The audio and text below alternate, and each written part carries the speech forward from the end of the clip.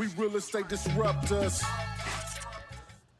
Hey everybody, thank you for joining us for today's episode of Real Estate Disruptors. Today we have TJ Tijani with Short-Term Rental Roadmap, and he flew in from Houston, Texas to talk about how he brings in $1 million a year through Airbnbs.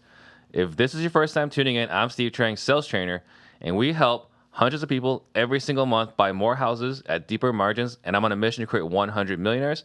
The question I get all the time is how to become 100 millionaires. The information on this podcast alone is enough to help you become a millionaire in the next 5 to 7 years. If you will take consistent action, I promise you will become one. The show is brought to you by my company, InvestorLift. Get access to over 2 million cash buyers across the country. Go to InvestorLift.com and put in Disruptors to get 10% off. And if you get value today, please tag a friend below or share this episode right now. That way we can all grow together. And we are live every Wednesday at 2 o'clock Arizona time. We are hiring. If you guys are interested in working with us in any capacity, go to disruptors.com/hiring and check out the link for our Discord that we just launched last week. And this is a live show, so please ask your questions for TJ to answer. Yeah. You ready? Absolutely. Let's get it. All right. So first question is, what got you into real estate? Oh, well, for me, in college, I put myself through college at the University of Houston. So my background is in mechanical engineering. And one of my frat brothers, when I graduated college, he said, hey, you need to read this book. I watched you grind through college, because when I was in college, my family didn't have money to send me to college. So what I did was I met with the people at the financial aid office, and I said, hey, what options do I have to go to school? Because I really want to, I have a desire to, but what options do I have? And they said, well, you can defer your tuition payments to the end of the semester, but you just have to pay interest on it. And I said, okay, great, I can make that work. So I ended up working at a shoe store, worked at Foot Action, selling shoes. But what I did, and I didn't even realize I was doing it at the time, was that whenever there was like a crazy dope sale on apparel, mainly Jordan and Nike apparel, what I would do is I would clean up the entire store. So I would take that 60% off sale, tack on my additional 35% employee discount. I'll pick up these shorts for about $5 to $10. Then I will literally take 2 huge bags into the dorm rooms on campus, and I will sell them for $25, $30, because they retail for $50, $60. Yeah. So at the time I didn't really realize it, but I was wholesaling Jordan and Nike apparel. Yeah. And so grinds like that. So I did, and I was taking all that money, just putting it away. And at the end of the semester, I would pay my tuition. And so then I picked up another job tutoring. So I was working full time as a student, still taking on the full-time student load. So when I graduated, my boy came up to me, he said, man, I think you need to read this book. You a hustler, And it was Rich Dad Poor Dad, of course. That's what everybody kind of shoe in for a lot of people. And I took that book with me. At the time, I was working offshore. So I was on the rigs, working on the subsea installation vessels. That was my job. I was at the face of the oil and gas economy. You were doing shoes and oil. The oil came after I graduated, because now I graduated with my engineering degree. So now I'm working for an oil and gas company. Well, my job was a subsea installations engineer, and this job required me to spend about 60% of the year working on the rigs, working offshore. The subsea equipment that is used to build and produce crude oils and hydrocarbons, that was my job to install them, subsea. So I took that book offshore with me, and I read it twice while I was offshore for 3 weeks. I could not wait to get off that boat fast enough. I said, get me off this boat. I need to start buying some assets ASAP. And so I started investing in real estate on the side. Started off doing buy and hold real estate investing. Then I bought a course, ironically, Cody's course on wholesaling. This was back in 2014, actually. And so that's why I learned how to wholesale. So I started doing wholesaling. Wasn't doing bad, closing about 1 to 2 deals a month on the side, keeping a few to keep as long-term buy and holds. And my goal at the time, I said, you know what? I want to have 10 rental properties. Then I'm going to retire from this engineering job, because I didn't hate my job. I didn't hate it at all, actually. It was actually a pretty interesting position to be in, but it wasn't the goal for me. I knew it just wasn't the long-term goal. So before we get into all that, right? Yep. Like, you went to college and you had your wholesaling shorts. Yeah. Right? Shoes, whatever. You were able to finish college without any student loan debt. Any student loan debt. Okay, that's pretty good. It took me 6 years. So you came here from where? Nigeria. So you came from Nigeria. Yes. You guys speak English there. Yeah, absolutely. Was it your first language, or? English is my first language, but I can't speak my language, which is Yoruba. Yoruba is my culture, and I can't speak that language as well. But yeah, I was born in Nigeria. When I came here, I was 8 years old when I moved here. So you came here at 8 years old. Yep. So immigrant. Yep. Went to college. negotiated or learned that you can defer payments. Yep. Right? OPM. Yep. Right? Exactly. So you're using other people's money from the get-go. Yep. And then you were deferring it, and then you were still able to pay it all off. Yes. Before you graduated college. Absolutely. Which I think is huge, right? Because there's so many people that are like, make excuses or whatever, complain about student loan debt. Like, there are ways to make this work if you want to make it work. If you want to make it work, there are ways. And trust me, if anybody had a want, it was me. Yeah. I definitely wanted to make it happen. And, it was a little interesting, though, because one of my best friends, we took every single engineering class together. And I would see the way he was supported, like with his family. His family put him through school, and he got a car. And here I was. I had to get my own car. I had to buy my own car, and I had to put my own self through school. I think it's important for folks to understand that if you want it, you can make it happen. So what was your thing that was causing you to hustle through college? So for me, I knew just what I wanted for myself. For me, when we moved down here from Nigeria, it was my mom and my 4 siblings, so it's 5 of us, so 6 of us total. Moved to a small apartment, had like a tiny, my mom called it a hunchback. It was a little, almost a 2-seater, but she packed all 6 of us in there somehow to take us, to take us somewhere to eat, to go. I mean, she made it happen. And for me, I knew that there was just a hunger that I wanted more, and I definitely wanted to make her proud as well. So I just wanted better for myself, for real. 4 siblings. 4 siblings. Where are you in order? I'm in the middle. The middle child. 2 older brothers, 2 younger sisters. Okay, I was gonna guess the older, because usually the oldest ones that that learn that instinct, right, to thrive, kill or be killed, kind of thing. Yeah. So okay, so you went and graduated, no debt, went straight into oil and gas. Yep. Which I think Houston, that kind of is like what you do. Yeah, exactly. Here in H-Town, oil and gas capital. Yeah. So it's kind of what a lot of folks that do engineering that stay in Houston, you're likely gonna work for an oil and gas company. Got it. Sure. Okay, so you said 2014 you graduated, or 2014 you started buying rentals? 2014 I started investing in real estate. I graduated in 2012. Okay, so your buddy says, "Hey, see how much you grind. You need to look through Rich Dad Poor Dad." Yep. And then you started buying rental properties. Yep. And then you connected with Sperber. Yep. Got it. Okay, Connected. Sorry. All right, continue. Yeah, so connected with him. Well, bought his course and started wholesaling. And I had a goal. I said, you know what? When I get to 10 rentals, I'm going to walk away from this engineering position. Well, June 1st, 2017, I was laid off. When I was laid off, I had 5 rental properties. For folks who know anything about the oil and gas market, it's quite finicky. It's ebbs and flows. Well, I was going to say, I was going to ask, is that the time where one of those where prices dropped and everyone got let go?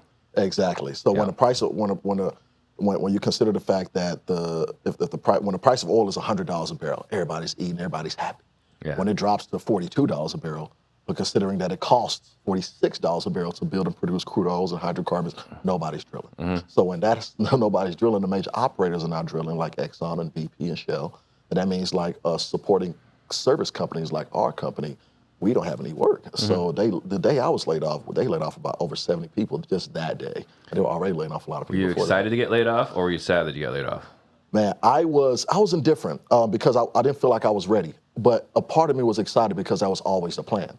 So, but then I was like, wow, but it's not right now though. But look, should I go back and try to get another job or what? But I decided to just bet on myself and just go all into real estate. Yeah, and the only reason I'm asking is that when I was at Intel, like Intel's notorious for just laying people off on like a regular basis, and I kept waiting so they would lay me off so I can start my own thing, and they never would. So, all right. So, that's interesting. You got laid off, and so you bet on yourself. So what happened next? So then I wasn't even looking to do this Airbnb thing. Wasn't even looking to get into the short-term rental space. I was more so doubling down on what I was going to do with wholesaling and creative deals. And in my search for just market research and how to market better, I came across a video about Airbnbs. And at the time, I had never even stayed in an Airbnb. I said, well, I know about it. Don't know much about it, but there was, okay, if I could potentially make more money doing this strategy than my traditional rentals, then there's maybe something to look into. Well, so I decided to try it on one of the houses that I was going to make a traditional long-term rental. So I just started furnishing it, spent about $14,000 to furnish this 3-bedroom, 2-bath house. And $14,000? $14,000 to furnish it. And here's the thing about furnishing your units.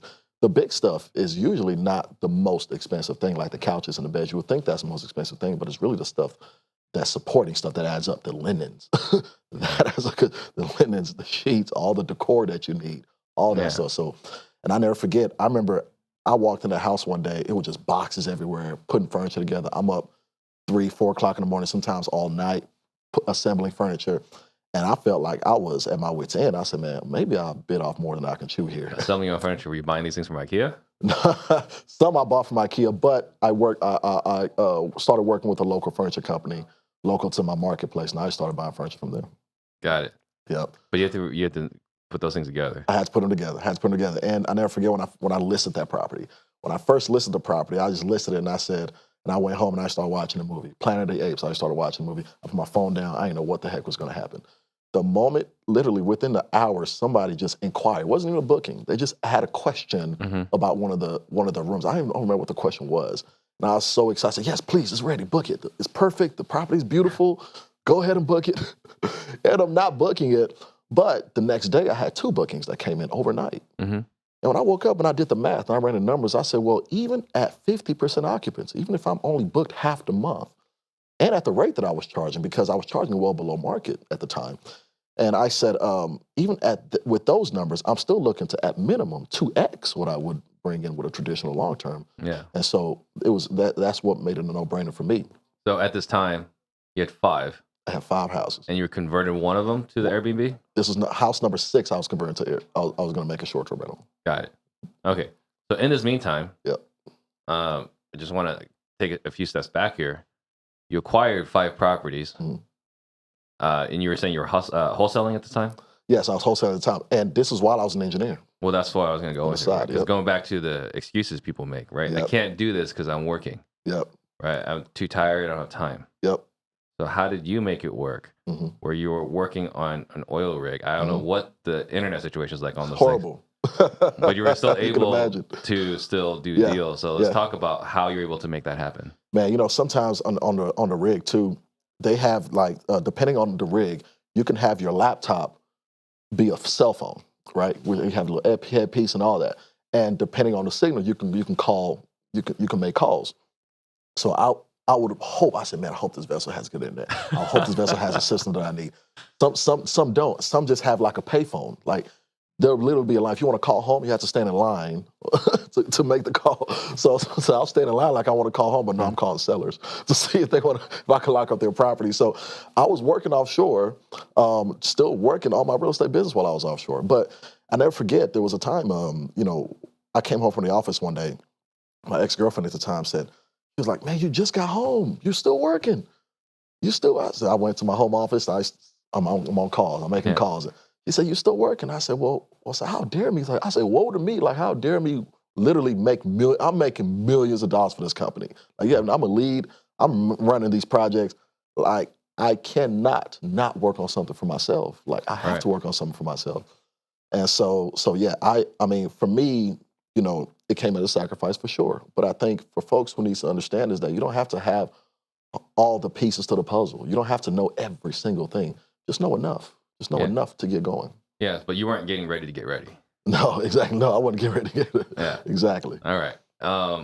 Then I imagine there's probably something before this as well. Like, you didn't just learn how to hustle in college. So, like, were you an entrepreneur in high school or? Oh, man, that's interesting because in elementary school, I used to thought that I was going to be the next Picasso. I was like an artist. I loved drawing cartoon characters. I was a huge comic fan. That's why I love Marvel and DC movies now. Spider-Man was my favorite character. I would draw Spider-Man on paper just from a comic, but I'll draw it on plain paper, and I would sell it for $0.25 at school. I would beg my mom, because my mom worked 2 jobs. She was a nursing assistant. And so I would beg my mom, say, if you can you just make copies of these, make copies and bring it home. And so I don't have to draw so much. I could just make copies. And so she would make copies from a Dragon Ball Z characters, Spider-Man, Superman, just name it. I would draw these characters, and they were pretty good. Yeah. And I would sell them to my peers for $0.25 in elementary school. That's phenomenal. All right. So you get your 6th property, you turn it to Airbnb, and it sounds like you just hit a grand slam from the get-go. For me, it was a no-brainer. So there were no challenges with that?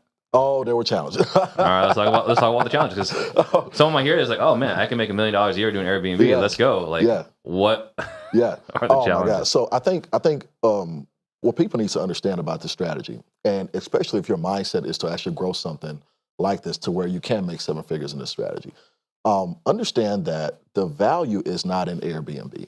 because a lot of folks just look to do Airbnb. A lot of folks just want to just put up a property on Airbnb and look to just do Airbnb, but that's not where the value is. The value is in the infrastructure that you build out. The value is in the systems and the team that's allowing you to manage this business model pretty much automated, right? So this is the reason why it takes me the same amount of time it takes me to run and manage 5 beds is the same amount of time it takes me to run and manage 55 plus beds because of the infrastructure. And for folks who put emphasis on that, that is the right formula. And you're setting yourself up for the right foundation to grow a 7-figure short-term rental business. Got it. Okay. So what were some of the early setbacks you had with your first Airbnb? Oh, man. So earlier on, I did not know how to. Well, for one, I thought that I had to own every single one of my Airbnbs, and I learned that I didn't even have to own these. I didn't have to own them. I got educated, then I learned that okay, I can rent them out, but then you still have to rent them out the right way. Right. A lot of folks want to just rent out a property under their personal names, but that's not necessarily what you should do. As a matter of fact, you're leaving yourself exposed to a lot of issues that way. You got to rent it under a business, rent it under a corporate entity. So I learned that I didn't even have to own these properties. So then, how can I rent them? So my biggest challenge then was actually having these conversations with the landlords to actually get them to be intrigued enough to work with me to rent their property out. Mm-hmm. I came from such a position of scarcity at the time. It was like, please, Mr. Landlord, please, I want to rent your property out. I want to do this Airbnb thing.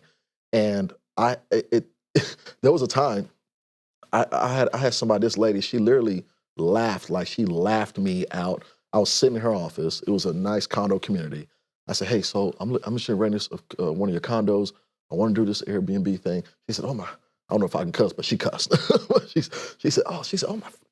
And she said, oh my, she just got up and just walked out. Yeah. And she left me in her office. Like, I was just sitting there like, what just happened? So I think one of the biggest challenges is understanding how to actually position yourself and have these conversations with landlords for them to be intrigued enough, because your positioning factor is how well you break yourself down to explain their pain points. How well do you speak to their pain points? And I was doing a horrible job at that. Yeah. And so then I had to learn. Like even now, we use a script for our students. There's a script that we use that is a phenomenal script, very simple, concise script, but you can imagine how many bad conversations I had to have to develop the script. Like, I got a property. I got a rental property. You're talking to me. What does it sound like? Okay, well, sir, what usually happens is when I go visit these properties, and I like to tell people, for one, when you're on the phone, your job is not to, well, you can, but your chances are going to dwindle quite a bit. We want to go ahead and just set the appointment over the phone. You don't have to go into the details over the phone. Mm-hmm. We like to have the conversations face to face. And what tends to happen is the landlord tends to start asking us questions like we're going to be tenants, like, hey, so how many people in your family? Like, so how was your, where are you moving from? Things like that. And so then our job is to ask them questions to understand what their experience has been as a landlord. Well, how was your experience been as a landlord? How long have you owned the property? What was your last experience with your previous tenant? Then we just go into the script. The script speaks something like, well, we want to rent this property out, but not the traditional way. We want to rent it out to the people that we serve because I think it's very nice, and the people that we serve will really like it. But here's the thing, though. We're going to rent your property out. We're going to make sure that you get your rent paid in an automated fashion. You're going to get your rent paid automatically. Matter of fact, here's other automated payments that we've made to other landlords, and they get paid automatically. We're going to give you what you're asking for rent. Matter of fact, if it's okay with you, we'll actually like to take it on for 2 years, not just one. Mm-hmm. You're actually going to be insured. You can keep your landlord policy, but we're actually going to add additional short-term rental insurance policy. Now, don't get this mixed up with a traditional renter's policy. This is the actual insurance policy that protects us for our business model. And we're going to add you as an additional insurer. So that way you know that you're protected. And here's how we screen our guests. And we talk about how we screen our guests. Here's how we protect the property. We use cameras on the exterior, every entry point of the property. Mm-hmm. We speak to that. We speak to how well we're going to have to take care of the property. Matter of fact, nobody's going to take care of this property the way we are.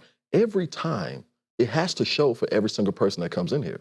And so nobody's going to take care of it. I'm talking about cleaning the fans, the baseboards, all that gets taken care of. So we are literally your ideal tenant. Our goal is to position ourselves with the landlord to show them that we are the perfect tenant. And I think that's one of the things that I would tell people right now. If you're looking to get started in this business, understand the value that you bring to the table. Understand that you are actually a problem solver and you are addressing the landlord's pain points as the perfect tenant. Matter of fact, when I talk to landlords now, it's almost like it's in your best interest to work with me. I actually feel bad for you if you don't work with me because Right. I'm literally going to be your perfect tenant. Yeah, I like this, right? Because the big thing that's happening here is the very first time you did this, hmm scarcity you mentioned, Absolutely. or like, I don't know, I'm going to do this. Maybe we can make this work, Mhm. right? Versus now, you know what you're doing, Absolutely. you're confident, and like this is just the way it is. Yep. And we talk about in sales, like the first way you're getting laughed out the door. Yep. Second way, like, oh, this is the way it is, and this is the way it is, I like that. right? Absolutely. So, all right. So, we talked about, you're getting laughed out of places. How many short-term rentals do you have now? So right now we're at 32. 32. Now, what we're looking to do, what we're looking to do though, right now we are focused now on purchasing medium-sized multifamily properties. Hang on before we get there. uh-huh, So, uh-huh. you have 32 short-term rentals right Yep. now. Those 5 that you had originally, what'd you do with those? So a few of them were long-term traditional rentals, and 3 of them are still long-term traditional rentals. I haven't converted them yet because the tenants I have there are just phenomenal. They've been there for a long time, and I haven't converted them yet. And the areas that they're in, they're kind of in last place right now. So I'm not too worried about those areas right now. Now I'm focused on other areas in the city to grow. So, you get 32 short-term rentals, 3 still, excuse me, Mhm. 3 still in the long term, and then you got, you're also doing for other landlords. Absolutely. So yes, exactly. So how out many of of the those do you 32, have? about 60% of them we own. I own them. About 40%. I rent via rental arbitrage. That's exactly what we're talking about here. When we're renting from landlords, what we're talking about is rental arbitrage. This is also with the shorts. exactly. It's the same thing I do with the shorts. Some people also call it a rent to rent. This is the control without ownership, and I like it a lot because of course the goal is to always own your real estate, and our yields are better with the ones that we own for sure. But we love rental arbitrage because the barrier to entry is a little lower, and we can get to the cash flow a lot quicker with rental arbitrage. Yeah. So yes, 100%. 40% of rental arbitrage, but 60% we own them. Okay. Okay. So, what were some other additional challenges you experienced Oh man. as you were doing the acquiring more Yep. R to R? Yep. I think one of the things that I like to tell people, and I can speak to this because I did it, and it was a mistake on my end, because I like to let people know one of the challenges that I had is to scaling on a broken system, scaling too fast on a broken system. And I like to let people know when you're scaling from a standpoint of actually growing your rental portfolio, or scaling from a standpoint of getting on multiple platforms, you don't want to scale on a broken system.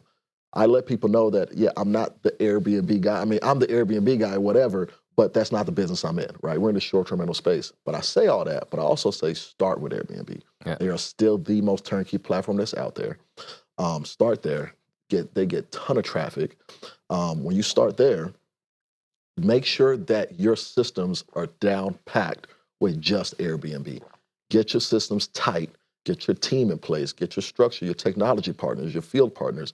Get them in place and get them tight before you start scaling into other platforms or scale in terms of increasing your portfolio. But still, get one rental. Exactly. Don't wait. Don't wait. Just for your start. systems to be perfect. Oh yeah. Get one. Oh yeah. Get one for sure. Get one. Get it good. Get it good. Then scale. Then scale. 100%. Got it. Get Okay. one. Get it good. Then scale. But don't just get one though. Yeah. Just get one. Yeah. All right. So if we could just simplify this, right? Yep. I don't own any Airbnbs. Mhm. So, let's just say you were coaching me, Mhm. right? I was like, hey, TJ, I want to get into Airbnbs. Mhm. What's the first thing I do? I'll tell you, if you want to do rents Airbnb, okay, what is your goal? Do you want to focus more so on arbitrage? Do you want to do own, or do you want to be gangster like me and do both? Okay, so if you want to do both, I'll tell you right now, go ahead and get your entity going. Go ahead and get that entity going, and not an entity that is tied into anything else that you're doing. An entity that is standalone for your short-term rental business, and that is essentially going to be your management company. Because there are multiple ways to skin a cat in this business. We can own this. We can own like what we're talking about. We can arbitrage what we're talking about. We're renting from landlords.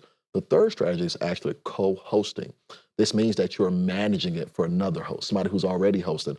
Or maybe you're able to convince the landlord to invest in furnishing his unit and Airbnb it out for him, where he's getting a majority of the income. The going rate for co-hosting is about 25%. You keep 25% of gross, and then he keeps 75%. Now, all three strategies work. Even though the means of acquisition is different, the means of execution and running it is the same. Right. So I would ask for somebody who wants to get going, so which route are you looking to get into? Because there are multiple ways to skin a cat. But either way, the deluxe. Let's go all the way. Go all the way. Either way, go ahead and get that. Go ahead and get that entity going. Because even the ones that I own, I still lease them from myself. Gotcha. Right? So we get the entity going because that's going to be your management company. So once you do that, then you want to find the right location. Ideally, you want to go on the map, go on Zillow, Hard, wherever, highlight that location that you want to get into. Now, and then you want to do your market research. Make sure that you go on Google and just type in short-term rental ordinances and then your marketplace, your city. What's going to happen is one or two sites is going to pop up. A site that's going to take you to the current governing laws and ordinances that govern short-term rentals in your particular marketplace, or your county clerk's website, which has the same information. Mm-hmm. But you want to know what that is before entering a marketplace. On top of that, make sure that the neighborhood that you want to get into, if you're working with landlords, make sure that there's no HOA issues that you want to worry about. A lot of times, it's not even so much that the city isn't friendly enough. For example, in Houston, very, very friendly towards short-term rentals, but then there's still HOA to worry about. Right. You want to make sure that you look into that, because if it's in bylaws that you can't do it, you want to be aware of that. Next thing you want to do is to go on AirDNA. This is a site. It's almost like running comps for real estate, for traditional rentals, but it's running comps for short-term rentals. Now, AirDNA is going to allow you to, you're going to pay for the data, and pay for it is good data. I like to let people know to take AirDNA's data with a grain of salt, because there's just certain metrics that they have a hard time tracking. Got it. For example, like I was traveling a lot to do for my job. So if I was traveling a lot, 60% of the year, but I want to rent my property out while I'm gone, then that's great. But say I have another property that is a full-time short-term rental property. They have a hard time tracking what's full-time and what's actually part-time short-term rental. So, but I like to let people know, still use AirDNA's data, because if you like those numbers, then you should definitely run that play on that property, because most likely you're going to outdo that number. Got it. So it's on the lower side. So it's on the lower side, exactly. So those are the steps you want to take to get started. The research. Once you do that research with AirDNA, and then you're going to have a more secure feeling about running the play on that particular property. Got it. And then as far as posting on Airbnb, are there any like hacks, or like this is like a must do? Absolutely. So when you want to post on Airbnb, for one, make sure that your account and your profile is complete. Airbnb loves complete profiles, not no partial. So when you actually list a property on Airbnb, you have to go back, because you're not done yet. You have to go back, and there's a lot more that you need to fill out, but you can't fill it out until you publish it first. You have to publish it, then you go in and if you publish it and you're done, and you're in trouble. You're in trouble. Your SEO, your search rankings are they're gonna ding you on a search ranking without a complete profile. Got it. So you want to do that, and don't be. A lot of folks they mess up their listing because they're way too wordy, for one. They have these long paragraphs, not realizing that us as human beings, our attention span is not that good. And especially with today of social media, it's only getting worse. Right. So make your descriptions concise. Like, include like a nice paragraph just to kind of introduce it, but hit them with what I like to call haymakers, like the bullet points, all the dope things about your properties. Hit them with the bullet points. It's a lot easier to digest, a lot easier to read. Use professional photography. I have no clue to this day why hosts still miss on this. You have no idea how much money you're leaving on the table by not having professional photography. You don't want to spend that extra $200, $150. It's a premium expense. This is a luxury. Invest in that photography. It's crazy. A lot of hosts still miss on that. They want to take cell phone photos. No, and I'm not talking about photography that takes photographers that take pictures of you at the club. Yeah. Not photographers that take your wedding photos either. Real estate photographers. Yeah, that's where you want to take your photos.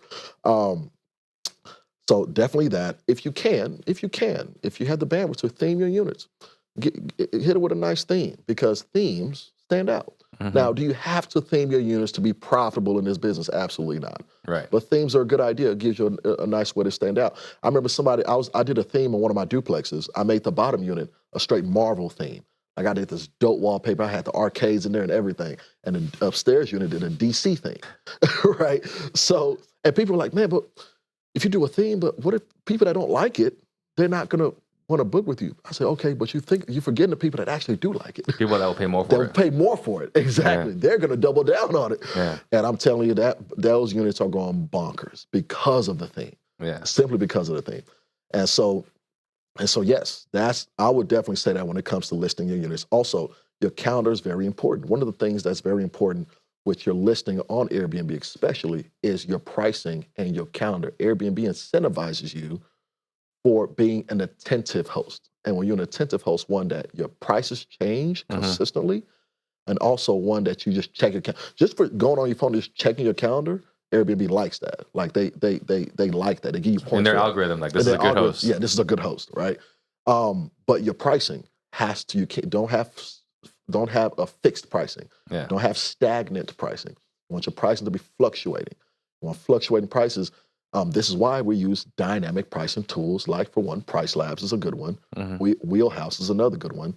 These are dynamic pricing tools that fluctuate your prices and increases them or decreases them based on your market, right? Kind of like a Expedia. It's like or Priceline. Exactly. And it's also a lot of the ways the hotels price their units as well. Yeah. And so you set your minimum price, like, no matter what, is never going to go below this. You can set that. Then you set your base price, and it fluctuates your prices based on your marketplace. It plugs in those, like the API is automatic? It's automatic. Well, you set those. Right. You set those. And even but you set those, but like, is it like you just tell, is it Price Lab you said? Price Labs, yep. So you just tell Price Lab, here's my Airbnb, API integration. Yep. Change it as necessary. Change it as necessary. And it changes your prices on Airbnb as necessary. That's awesome. Right? And it's a great tool because in Airbnb, when your prices fluctuate, this is an attentive host. They care. They care about their listing. So a lot of folks, and especially as you scale, if you don't use Price Labs or one of these pricing tools, you're going to have to be every couple days changing your prices, not just like one day, your entire calendar.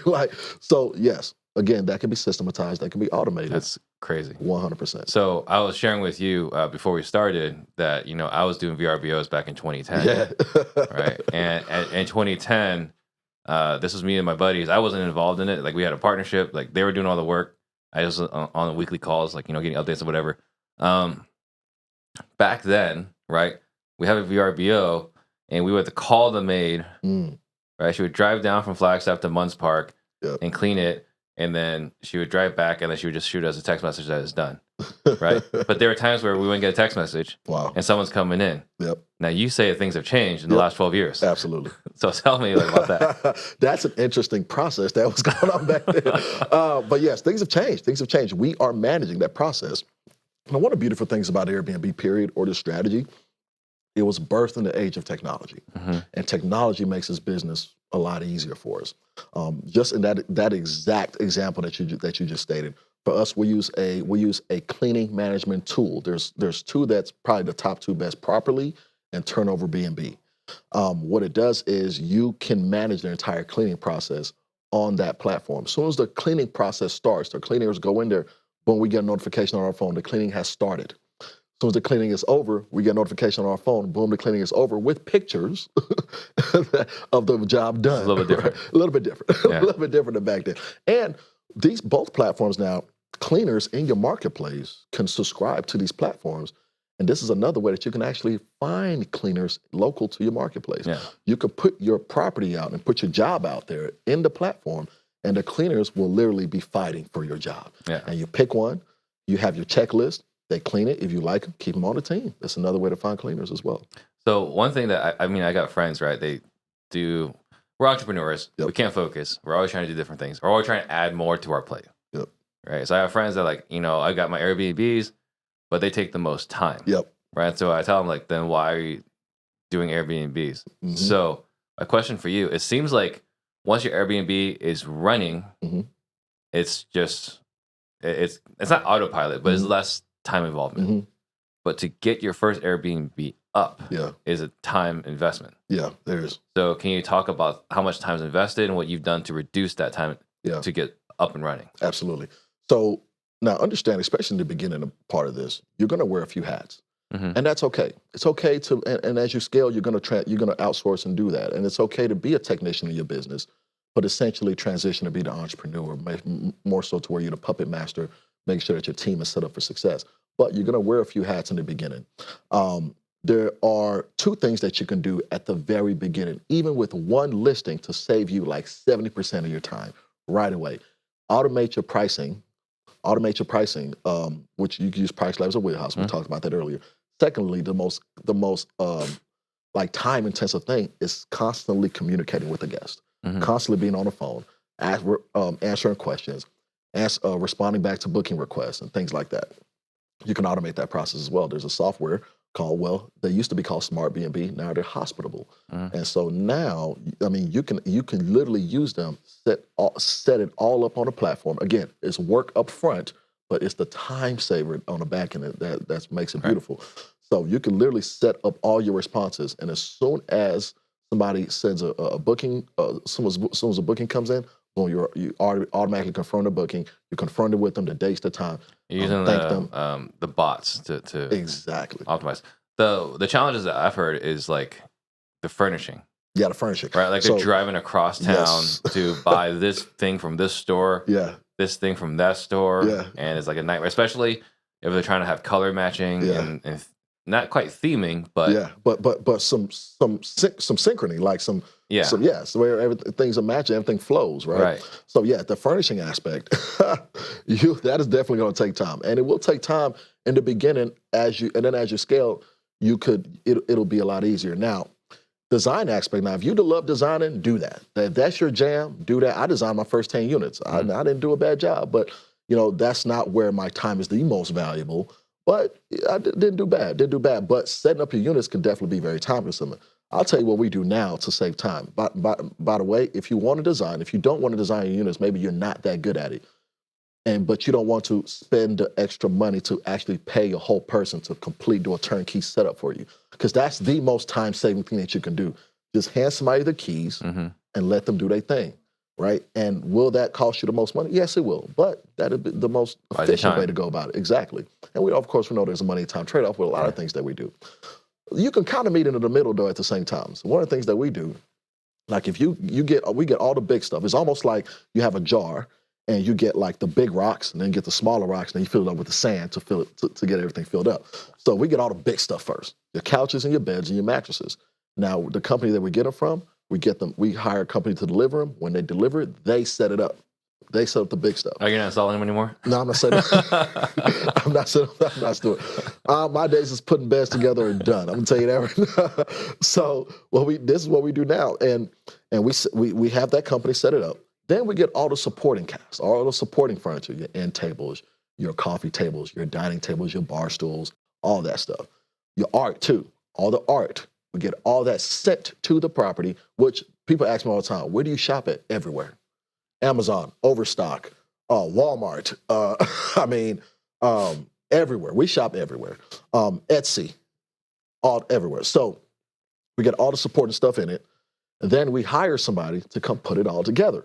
See, I have a guy, he comes and he assembles all the tables, all the dining tables, all the nightstands and bar stools, all that.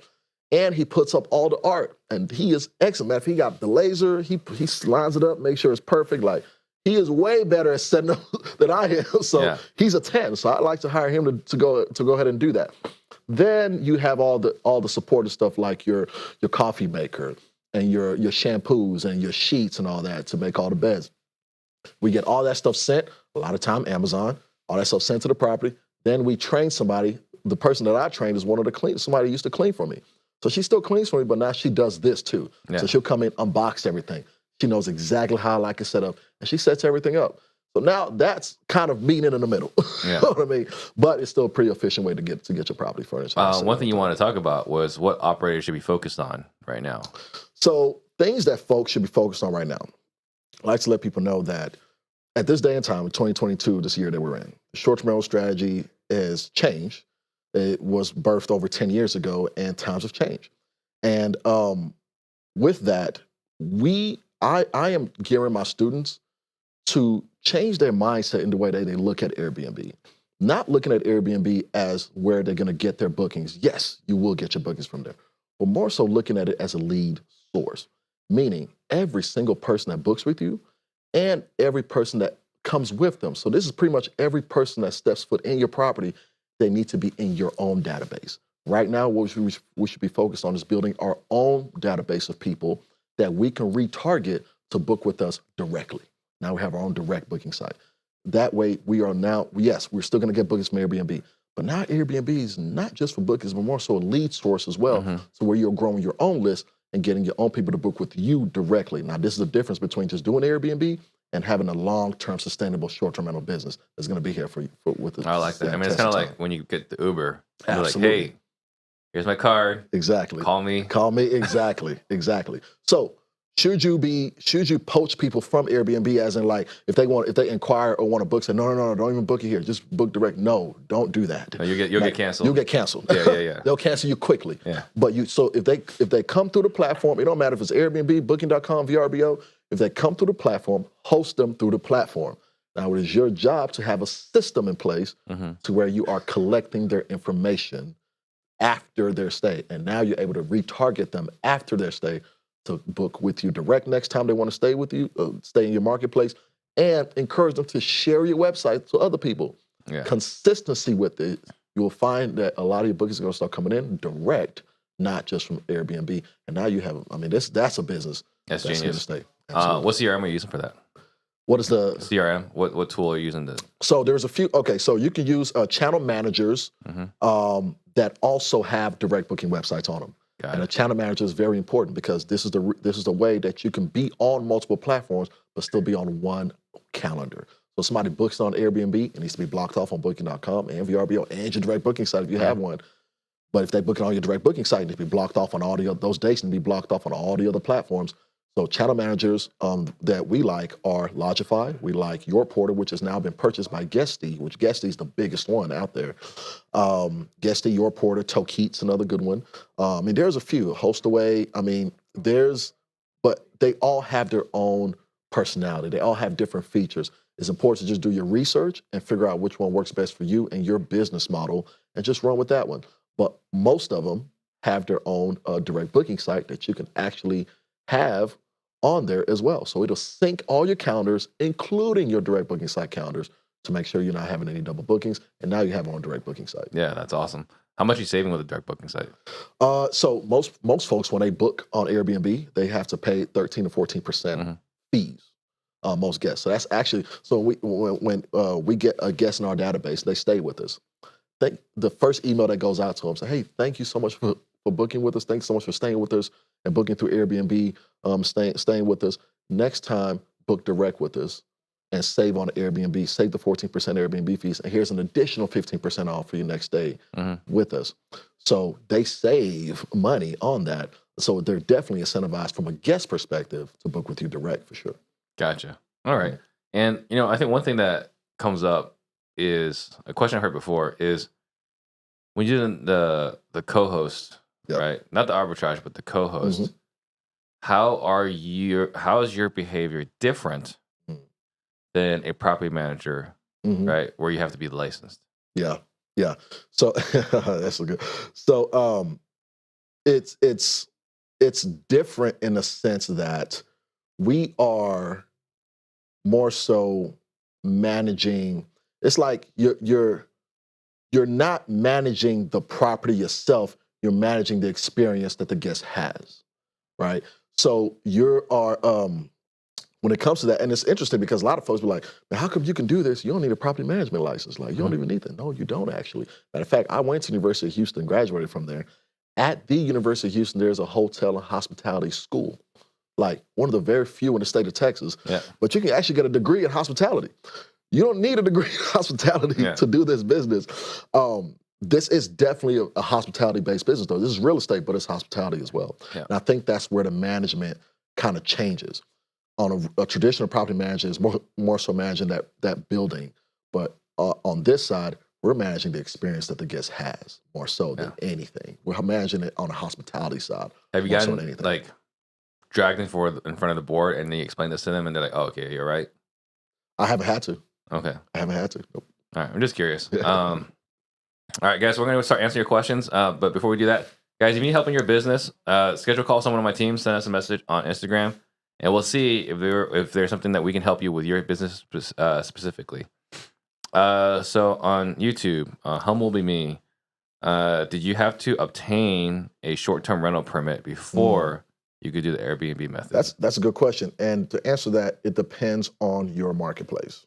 Depends on the market. Some markets require you to actually get a permit in order to operate as a short-term rental operator, and some don't. And that's as simple as it gets. Here, for example, in Houston, we don't need a permit. Do I feel that some type of license or permits coming in Houston? That yes, because not all regulation is bad, right? Not all regulation is bad. So yes, it depends on the marketplace. Some are wide open, some are not. All right. And then, so we're going to ask you still doing arbitrage. Yes. Cheryl on Instagram, can you do this while being a real estate agent? Absolutely, yes, you can. Matter of fact, Cheryl, it actually could be a plus to have a license in this business, because especially if you want to do rental arbitrage and you're looking to have these conversations with landlords, because having a license just more so, do you need it? No, you don't need it to do this business. I don't have a license, so and I'm able to scale my business, but it almost further solidifies you as a professional to just have a license. Like, hey, I want to do this, but I'm actually a licensed realtor, or I'm actually licensed in real estate. It just almost gives them that additional sense of security. Do you need it? No, but will it give the landlord an additional sense of security? Yes, it will. Yeah, and I think if you are licensed, doing this will bring in more regular business. 100%. You have no idea. Nicer properties. Nicer properties. And you can imagine a lot of my students have licenses, and they are doing very well because of the opportunities, not just from what I just said, but the opportunities that come their way as well, for sure. Right. You're doing, because every property, for the most part, is nicer. Absolutely. Photographs really well. Photographs very well. Absolutely. Instagram worthy. Yep. Like I'll put it all over your social media. Yep. Checks all. Yep. Yeah. So like it only helps. It helps. 100%. Your real estate business. 100%. Yeah. All right. So Jeremy on YouTube, are you going through the typical process once the landlord is interested? Credit check, background, first month deposit, and so on. Like, are you, when you're renting it, are you going through their process, the landlord's process? Yes.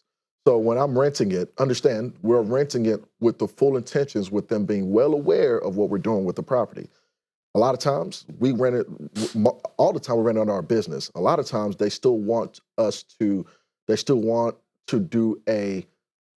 vet us as the business owner. So yeah, they may still want to run your credit. They may still want you to go through the traditional application process. They may, and that's okay. But as long as you still rent it the right way, that's okay. Sometimes they won't even require it. And the way that we talk about it is just the way we position ourselves with our company. Most of the time, they just like, okay, well, this is different. This is a company renting it. So, and it's usually not even that, usually not an issue that we have to run into. But you could 100% run into that to where they want to do a background check on you and run you through that traditional process. But still, that's okay. You can still run the play that way, for sure. Yeah, and I'm seeing a bunch of you guys watching right now. I see 22 likes. If you guys know somebody that needs to hear this, needs to ask questions about being short-term rentals, tag them, share this with them so that they can, absolutely get some knowledge right here. So Raylan's asking, are you using VAs to run your business? Absolutely. So VAs for sure. I have three.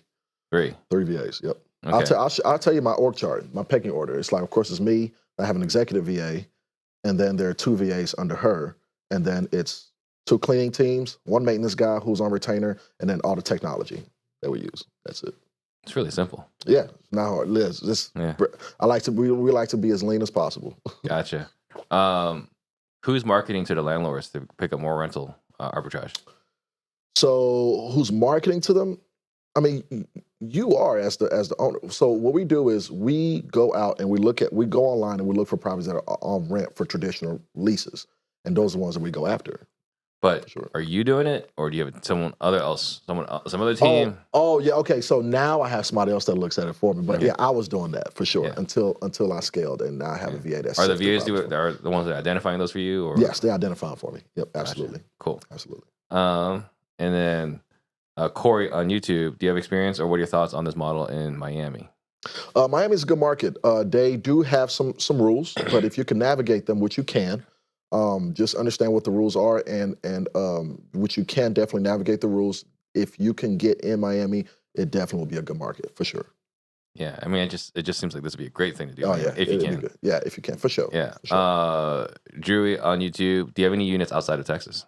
So I don't have any outside of Texas. Not right now. I do plan on getting some. You know what's crazy? Every time I want to get outside of Texas, more opportunities in Texas just come. So I end up just staying put.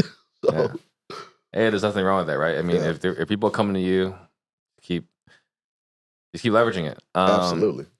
So, Luis, on YouTube, how do you vet your renters? I mean, I guess, Good question. What are you looking for when you're accepting a booking? Guest. This is a really good question because vetting your guests is a very important topic because a lot of folks get this wrong, and a lot of folks allow people in their property that should not be in their property, and it causes riffraff and they cause trouble, and now you have issues with either your landlord or your apartment complex.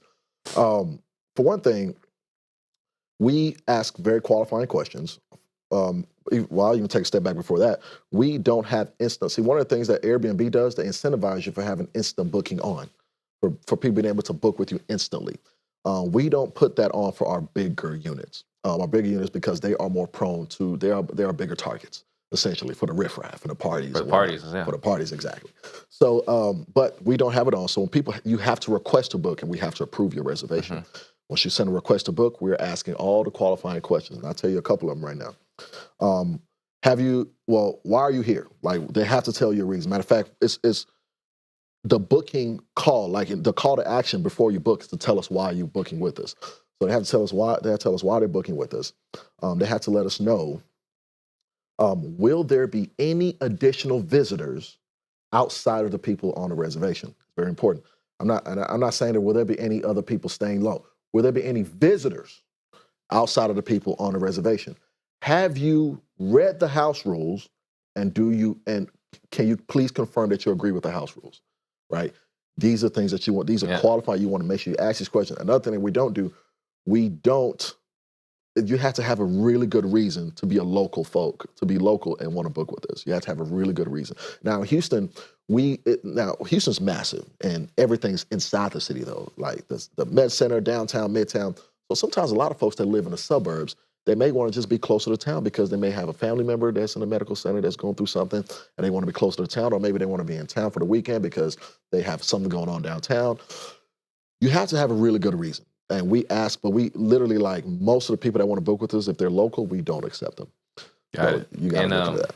Do you guys, I mean, what are the rules? Like, could you put cameras? I mean, these are your properties. Good question. So you can't have a camera wherever you want. You can put a camera wherever you want. You just have to state it on your listing exactly where it is. So we only put cameras in the exterior of our properties. And you want cameras at the exterior entry points of your properties because you want to make sure that you're managing the influx of people, the traffic coming into your property. Sometimes somebody might say, oh, it's 2 of us coming to stay. And then you see 15 people walking into your property. Like, you want to be aware of that. You know what I mean? Another thing that you want to make sure that you do, check out a noise monitoring device. The 2 that I recommend, either Minute, MINUT, or Noise Aware. These are 2 top companies that do this. I'm actually going to have one of them come to my event that's going to be in Houston in June.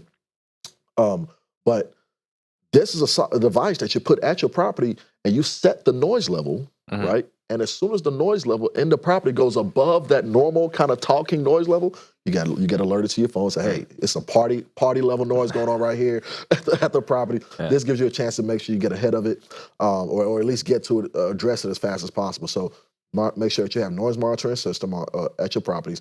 Again, cameras, very important, on the exterior. Now, is there any case where I will be okay with a camera inside your property?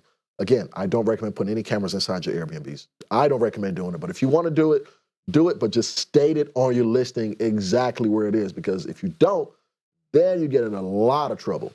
But the only situation where I would allow cameras inside is if you are renting the property out, not the entire space, but per room. Because you can do it, the entire space, you can do per room as well. Now, say you have a 3-bedroom. That's how it started. Exactly. That's how it started. That's exactly how it started, actually. And say you have a 3-bedroom property and you rent it out per room. And so you have a different guest in each room. Then it may be a good idea to have a camera in the common area, like the living room or the kitchen area, because they're all sharing it. And if something happens and they're all going to deny it.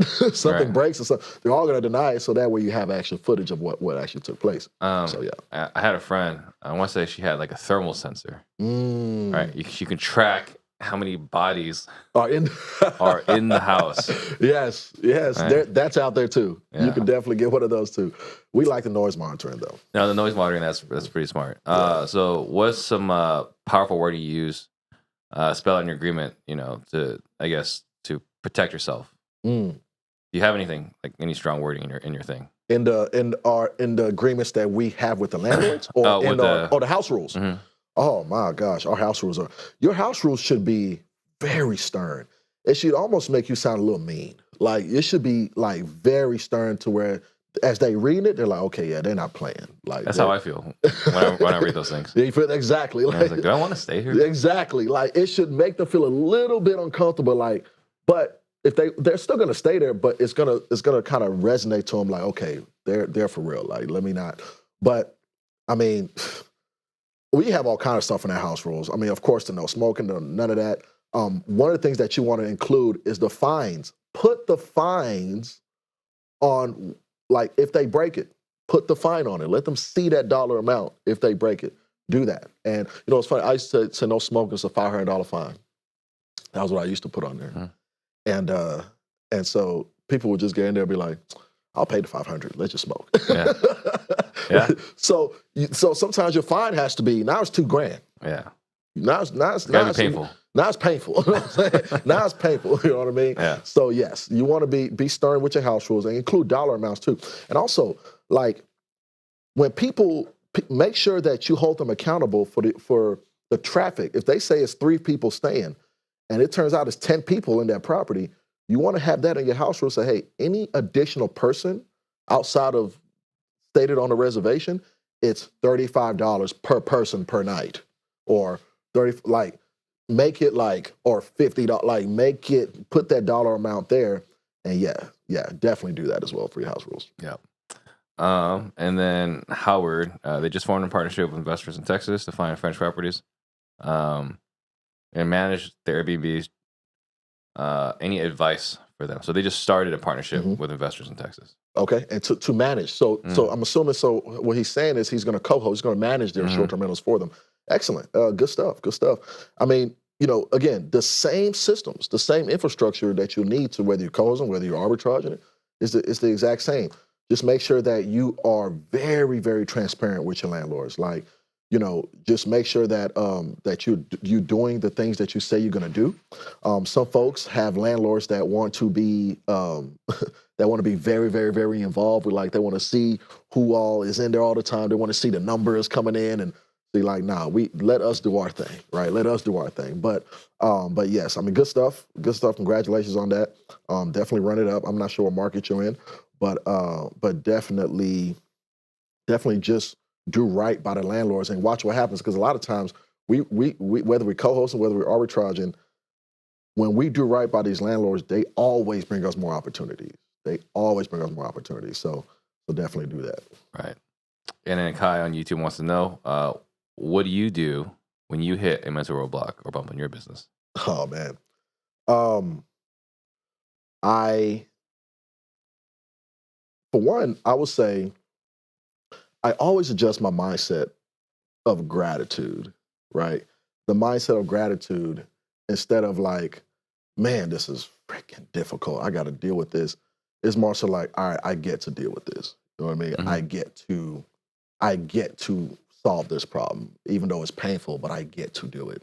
And that alone is enough to be grateful. And that alone is enough motivation to go ahead and get it done. So that I always use that mindset whenever I feel stuck or I feel a little less motivated. That's the mindset I go to for sure. Got it. And on YouTube, Sabrina wants to know, how do you know how much to charge for cleaning?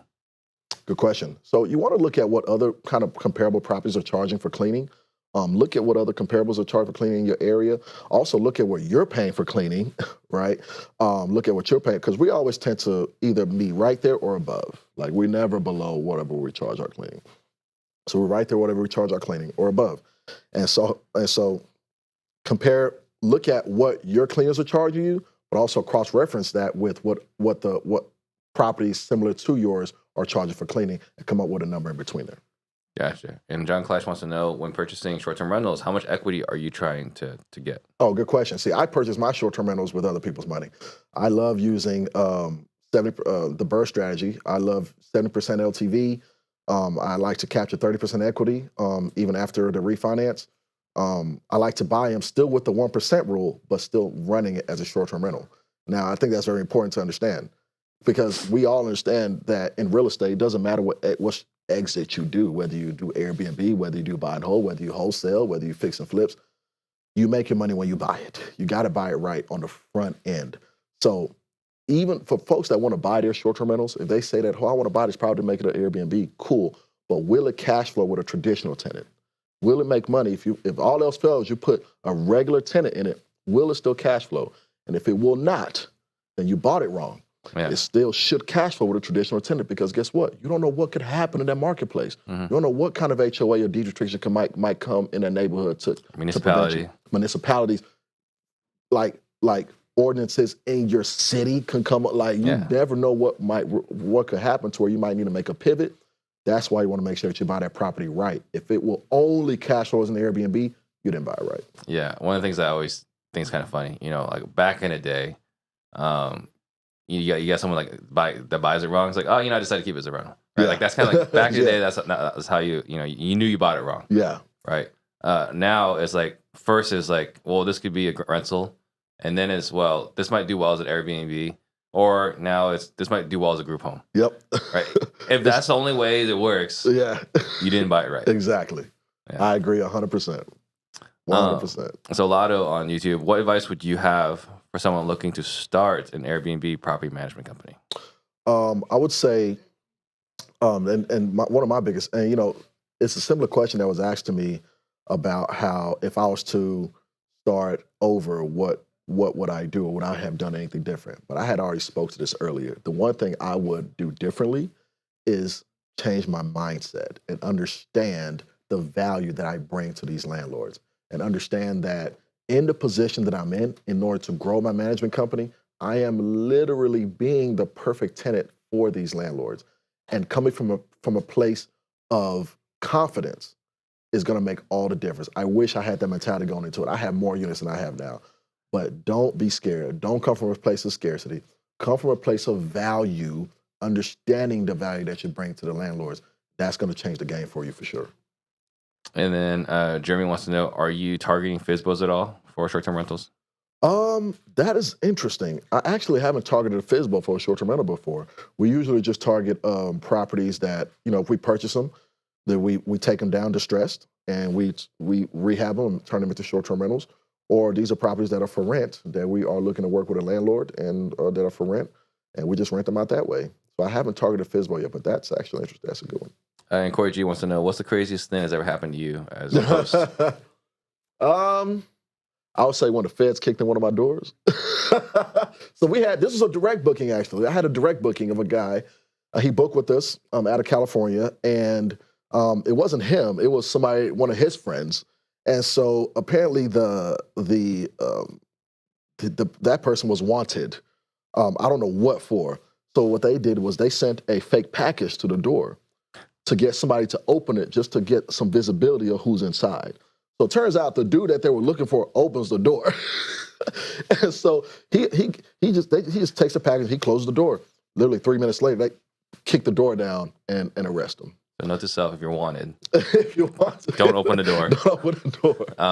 Well, I've had all kind of, oh my God, I've had in my earliest, I'll say this one quick one, Steve, if it's okay. There was one time, this is my earliest, this is 2018. So early, I launched my first short-term rental December 2017. This is May 2018. This is a arbitrage deal, 1-bedroom, 1-bath apartment in downtown Houston. And I had 1 day left before I'm 100% booked. I said, man, I'm killing it this month with this unit, killing it.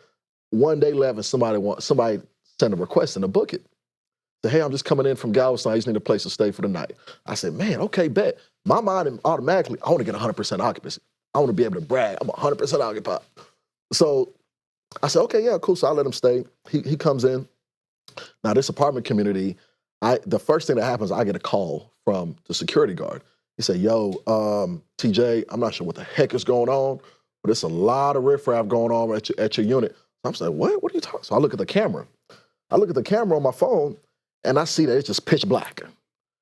And I'm like, oh, crap, just when I needed, the camera's busted. It's not working. Then I noticed that the red button is still blinking. I said, oh, my God, they put a freaking sock over the dang camera. They put a tape, whatever. They covering the lens of the camera. I said, oh, wow. So I called him. I said, hey, I'm on my way. And he said, you want to go up there? I said, wait on me. Let's go up there together. So I go up there. I met with the security guard, and we walk up there together. And I'm talking about, this is a nice apartment complex too. Like, this is nice. It's probably 40 people, just not just in the apartment, in the hallways. The tenants are coming outside. Like, what the heck is going on? It's like 1:30 in the morning. I'm talking about, it was a bad situation. So we get everybody got to get out. We're kicking everybody out. I'm like, this is a movie or something. Like, we get everybody kicked out. And of course, I definitely got in some trouble with the community the next day. But thankfully, they didn't kick me out. I've been so good already. I had started renting it out that January. Everything has been running so smoothly. And so this is like first offense. And that's a situation that you definitely want to avoid. And guess what? If you're 100% occupancy, it's not a bad thing. If you're 100% occupied from a 30-day reservation, then that's different. But if you're renting out traditionally, hosting your guests traditionally, you're 100% occupied, it's actually very likely you left money on the table. Yeah. Very likely left money on the table. That means you're priced way too low. And you should increase your price. It's better to increase your price and have a few days in your calendar to handle even just to handle things in between that you might need to handle. Is you will make more money increasing your price, being 80% occupied, and having a few days left in your calendar. I just learned that really quick. Weasel on YouTube. What's your strategy in picking a good location or property? So it's gonna take research. It's definitely gonna take research. Look up properties that do well on the platform. I mean, that's Googleable, right? Then AirDNA is going to be definitely going to play a huge role. AirDNA is going to speak to what to expect in terms of demand as well as income in that particular for that particular property. And again, we talked about AirDNA and how to take their data with a grain of salt. I like to let people know to also couple that with some self-research on Airbnb as well. Go on Airbnb as a traveler. Go on the map views. Go into that marketplace that you want to be in and individually click on those listings. See what they're charging. See how far ahead they're booked. See if they even have professional photography. See how well put together their listing is. Then cross-reference that with AirDNA as well, and that would give you a really good idea of what to expect in terms of income and demand in that particular property or marketplace for sure. Awesome. And then Darcy also wants to know, do you work with hospitals for traveling nurses? Yes. If you have units that are within 15 minutes, maybe 2 miles away from your medical center, you should definitely be targeting travel nurses. Not just travel nurses, doctors that travel from wherever to perform procedures, and also patients. We serve a lot of patients, and patients stay for weeks at a time. We just had somebody stay at our units. They checked out last week. She brought her son. He had to get his foot amputated, right? So one of the things that you have to ask yourself in this business strategy is, who are you serving? Because that who will answer a lot of other questions. For example, we put a TV in every single room. The living room and the bedroom gets 4K, flat screen TV mounted on the wall. Do you need a TV in the bedrooms to be successful? No, you don't. But we know that we serve medical folks. We know that we serve patients that are likely to get a procedure done, and as a result, their mobility is going to be limited. A lot of bed rest. Exactly. So being on a bed that's very comfortable, being able to be entertained while their mobility is limited can go a long way. But do you work with a hospital, or are you just on Airbnb? Oh, no, we work with the hospitals. We definitely work with the hospitals. For direct booking? Yeah, we get those bookings direct. We definitely get those bookings direct, awesome. For sure. And then I don't know how to say this person's name. I apologize. So how do you handle problems or nosy neighbors? Oh, man. I would say when it comes to nosy neighbors, because we've definitely dealt with that, get them on your side. Get them on your side. Bring them in the fold. Let them know exactly what you're doing. Let them know let them know that you have their interest at heart as well. Let them know that you're doing this business, that you have full intentions of doing this the right way, that you're going to be screening your guests the best way that you know how. And if they see anything that's out of the ordinary, they feel free to reach out to you. Bring them on the team. Let them buy into what you currently have going on. Exactly. And that's going to definitely help you solve that problem with your neighbors. And Fantasia wants to know that she's heard you can do this, start without using your own money. So what do you say to people that want to get started in this without their own money? I mean, a lot of business that you can start without using your own money. You can. And this is one that you can as well. You can, especially if you want to do rental arbitrage. You do rental arbitrage, yes. You can say, whether you have, and even with our students, we have an investment packet to where if you want to leverage somebody else's money to help you get started, say, hey, you know what, give me 5K, give me 10K, and I'll give you X amount of return on your money over X amount of time. We have an entire business plan for our students that we can use to position your business to raise some capital to get your first unit going. Also look at things like Amazon Business. Amazon Business alone, once you get on, set up an Amazon Business account, you don't even have to have a certain amount of tenure to get it. As soon as you set it up, go ahead and apply for that net 30 line of funding. It's not going to be a whole lot of money to start, but it's going to be a few grand to help you get started with your first one.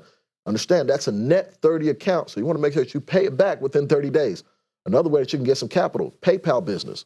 PayPal Business is another one. You don't have to have like a certain amount of all this business experience to go ahead and apply for it. Then apply for PayPal Business, go ahead and apply for their business line as well.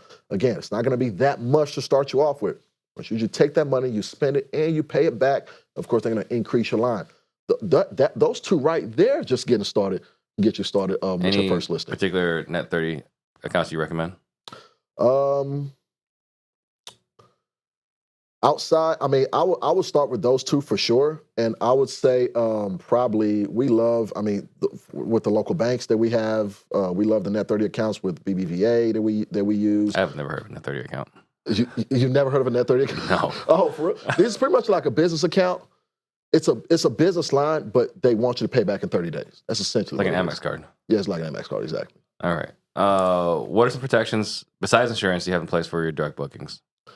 Protections. Oh man. Okay. So for one, your lease. We have leases in our program that for people that want to book direct with us, yes, they're going to book on your platform, yes, but we still also give them lease agreements, especially if they're booking for longer term. Now, this is very important. You want to, especially if you're in a market, well, it really don't even matter what market you're in. You want to be careful of tenant rights, right? Because if somebody stays at your property, because by definition, short-term rentals are stays that are 29 days or less. Any days more than that, you know what I'm saying, they want to claim tenant rights, they send the mail to your property, and they want to use that to claim tenant rights. Now you're in a battle, right? And you want to try that with you? Oh, yeah, they've tried that with me. But what we do is somebody want to book direct and they want to book 2 months or 3 months or anything over a month, we don't send them a lease agreement for the covering 3 months. We send them 3 leases covering 29 days a time, if that makes sense, yeah. Right? And buy 29, get one free. Exactly. I get one free, exactly. So say somebody wants to book direct with you. They want to book 60 days or 90 days, whatever. You don't send them a 60-day lease agreement.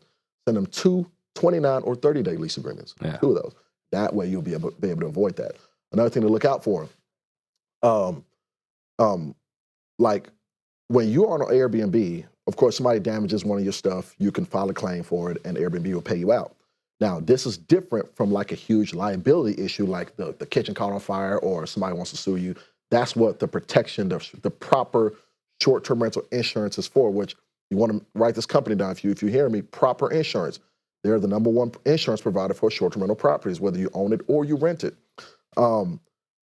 With that, though, if somebody books direct with you, you also want to have another company called Wevo. Wevo is another company, they're actually a sister company to Proper.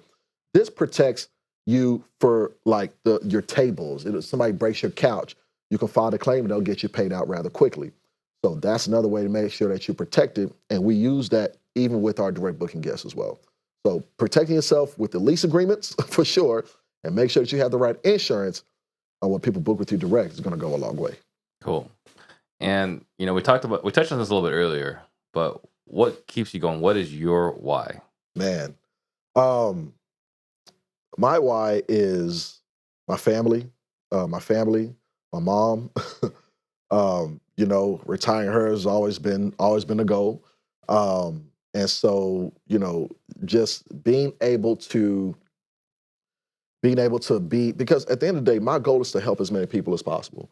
But you can only do so much if you're not getting to the bag yourself. So so for me, my goal is to help as many people as possible, especially with this business strategy that changed my life. And but my why has definitely been inspired by my family for sure. What is your biggest struggle right now? Biggest struggle right now, finding more apartments. We didn't talk about that. So let's talk about that. What are you trying to do with apartments? So right now, what we're doing right now is we are buying more so medium-sized apartment complexes, and we're essentially gutting them out, and we're converting them to boutique hotels, or essentially Airbnb hotels. So closing on my second one in Houston, and we're definitely going to be branching out to different marketplaces this year as well. And so outside of just the short-term rental company, we're actually scaling by developing essentially short-term rental boutique hotels as well. Awesome. Super excited about that. And how do you measure or define success? I would measure define success by how successful are the people around you. The amount of help that you're able to help people is what you're doing. How much not just for profit but also for purpose is what you're doing. I think that to me is the true measure of success. Awesome. And what is your superpower? Superpower, man. I would say gratitude, because my mindset on gratitude literally helps me on a lot of things. If I was to hand anybody $1 million right now today, they would be super ecstatic. It'll change their life. They'll be happy. They'll be, they'll be confident. They'll be able to feel like they can take on the world, right? But then, even though we're going through things and life is hard and we're going through struggles, and we wake up every morning and we feel like, oh man, like, okay, things are hard. I got to go through this. But we don't realize that, because if I was to say, okay, I give you $1 million, but you don't wake up tomorrow, nobody's taking that deal. So why don't we look at every day that we wake up like we're being handed $1 million? Like, and so that speaks to that mindset of gratitude, to where it's not more so, man, I'm going through this and I got to do this. It's like I get to. Right. I get to. And so that's always been one of my superpowers for sure. And what is the greatest lesson you've learned? One of the biggest lessons I learned is how much further I can go together with like-minded people. I was, especially growing up and even getting into real estate, it was also like, man, you get your money, it's your company, your money, you make that wholesale fee, you keep everything. Everything that you make, that's you. It's your company, your thing. You solo show. Then I learned quickly that I can go further with other people, partnering and doing things together with like-minded people. And so I know it sounds simple, but it literally changed everything for me. Yeah. It changed everything for me for sure. Oh, that's a phenomenal mindset. Last question is, what book have you gifted more than any other? I would say No BS Time Management by Dan Kennedy. I mean, because it's something that we all struggle with, is time management. Yeah. And that book right there puts in a perspective on how to actually value your time. and I'll give you another one that it was actually a required read for all of my students, is Profit First. If your mindset about cash flow management is income minus expense equals profit, then you should read Profit First, for sure. So next week, we got David Richter coming in. Nice. You know David? No, who's David? So he wrote Profit First for Real Estate Investors. Oh, really? Yeah, so Michael Michalowicz. Yeah. He's actually the original. is the forward, writes the forward for David's book next week. Oh, fantastic. I love that. That's amazing. But going back to the No BS Time Management, one of my favorite words from that book, by Dan Kennedy, is time vampires. I like that. Right? Like, I love that. He's like, yeah, these people just come in and just suck your time. Suck your time dry. Time vampires. I love that. Yeah. All right. Exactly. So think about some last thoughts you want to leave some listeners with while I make a couple of quick announcements. Guys, if you got value today, please like, subscribe, share, comment. And we do have our event coming up next week. So send me a message on Instagram, workshop, and then we'll see if we can get you in. And we do have our Discord, so check out the link below. And again, we do have David Richter coming in next week. He wrote the book, Profit First for Real Estate Investors. I'm excited to talk to him about that. So, last thoughts you want to leave the listeners with? Man, I would say for the folks listening, just get started. Get started. Understand that, you don't have to have all the pieces to the puzzle. Understand that you just have to have enough pieces. Just know enough to get started. I think if there's anything that the last 2 years have taught us, is that we cannot solely depend on one source of income, right? I think for one, if there's anything that COVID has taught us, is that, having additional streams of income is no longer just a want, but more so a necessity, right? So just take action, make things happen. And again, you don't have to know everything, just know enough, for sure. Yeah, so don't get ready to get ready. Don't get ready to get ready. I love that. All right, so how can someone get hold of you?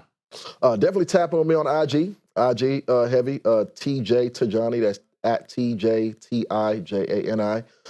Hit me on Instagram, and shoot, that's probably the biggest platform I'm on right now. All right, perfect. For sure. Thank you very much. Man, this is an absolute blast. Amazing. I appreciate it. Thank you guys for Huge watching. fan. Oh, wow. I appreciate y'all so much. This is love. Steve train. Jump on the Steve train. We real estate disruptors.